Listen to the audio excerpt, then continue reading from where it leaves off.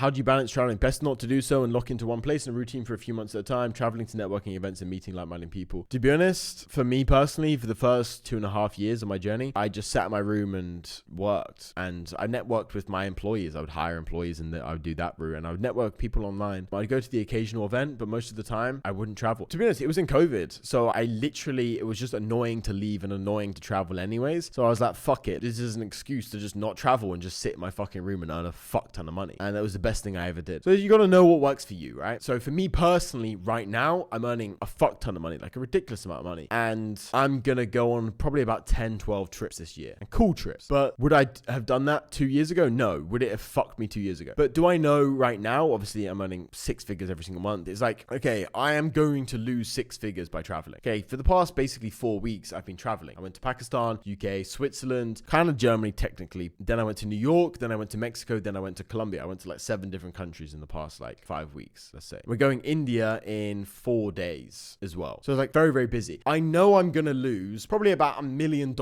in like 2 years time because I'm not focused for a month and my time's worth so much and in the future and blah, blah, blah. Basically, I'm losing a fuck ton of money. But it's like, okay, you got to balance obviously having fun and living the life and spending the money because what's the point otherwise, right? So for me, it's like I'm in this position now so I can have it and I'm still earning a fuck ton of money. But back 3 years ago, I wasn't earning the money I'm earning now, obviously. And I knew that I needed to get to a certain level to understand it, right? Like the first million's the hardest million to make. Once you've made that, you understand things in a very, very different position. So it's like, yeah, you just got to sacrifice a few $100,000 because I wasn't pushing my team as hard as possible. I wasn't working as hard as possible, but then I had a load of fun and I did a bunch of cool stuff. But I would really recommend for beginners to just purely lock in and focus. I would say like maybe once every 2 or 3 months, travel, go see cool stuff, but for the most part, just lock in. And I would say don't do long trips. Do like 4 days in out. I have a habit of just not booking a return flight. I also have a habit of missing flights. Probably missed about like 25 flights last year just because I want to stay in a place longer, which is, yeah.